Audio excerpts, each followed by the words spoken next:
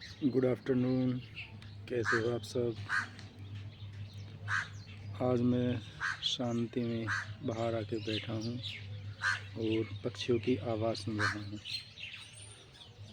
आप भी सुनिए। अलग अलग पक्षी चहक रहे हैं। ये कौवा चहक रहा है मेरे पीछे। आई डोंट नो क्यों बोल रहा है ये।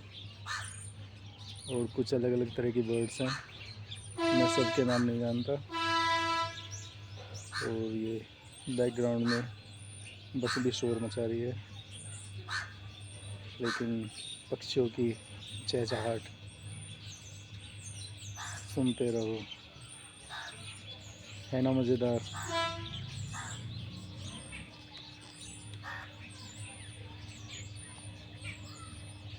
Thank you so much guys.